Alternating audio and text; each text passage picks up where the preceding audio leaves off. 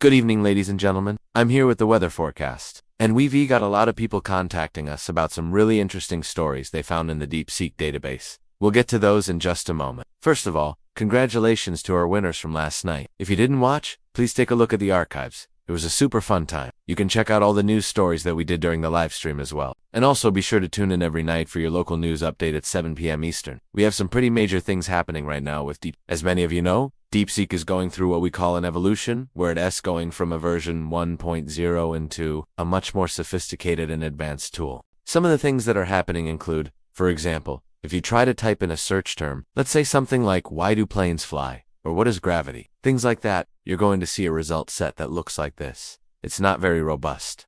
Not a lot of results come up. Now, let me show you what happens when we put in a similar query over here in the new DeepSeek. Look how dramatically different this is. This is version 2.0. And when we put in a search term such as, why do planes fly? You'll notice we get not only a very strong answer to our question, but we also get a series of related concepts. So we get definitions for concepts like thrust, drag, lift, and weight. So there's 4 subtopics related to the main topic of why do planes fly. And then if we click on any one of these topics, let's say thrust, it's going to bring up a bunch of related documents and passages that pertain specifically to that concept. So that's the big difference between version 1.0 and 2.0. Version 2.0 is much more sophisticated. One thing to keep in mind is that not everything in DeepSeek is available for public access right now, because we're still working through some bugs and other issues. So not everything may work properly yet. But rest assured that soon we'll be able to make all of this available to everyone. But some things that people have already discovered in DeepSeek 2.0 are super interesting.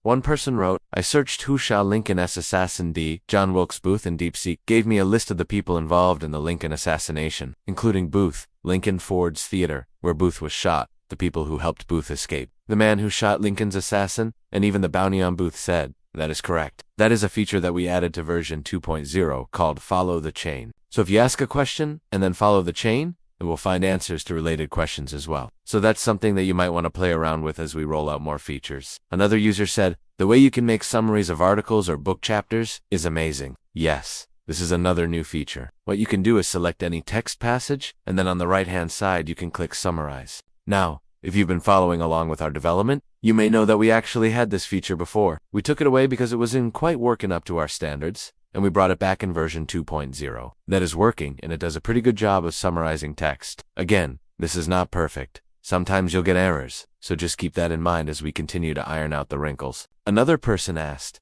how do I upload my own documents to DeepSeek? Well, at the time of this recording, you don't. That is a feature that we plan to add, but it's not quite ready yet. So we'll let you know when you can upload your own documents to DeepSeek.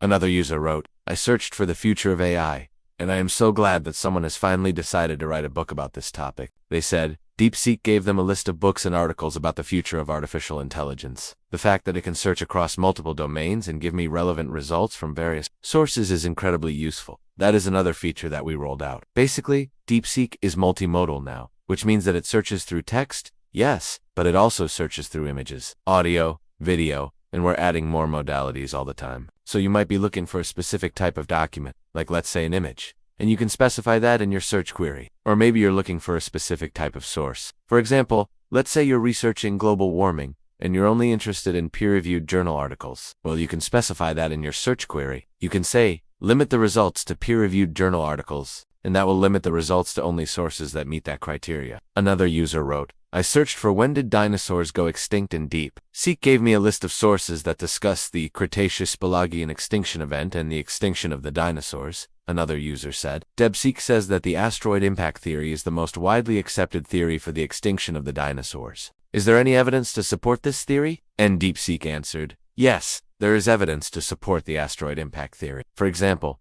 there is a thin layer of iridium-rich sediment that dates back to the end of the Cretaceous period. Iridium is rare on Earth but common in asteroids, so that's how DeepSeek works. Another person said, it's nice that you can see the sources used to answer your queries. It helps to build trust and allows for further exploration of the topic. That is another feature that we added. So we want to be as transparent as possible. So not only do we show you the answer, we show you the passage where we got that answer from, and then we show you the source where we got that passage from.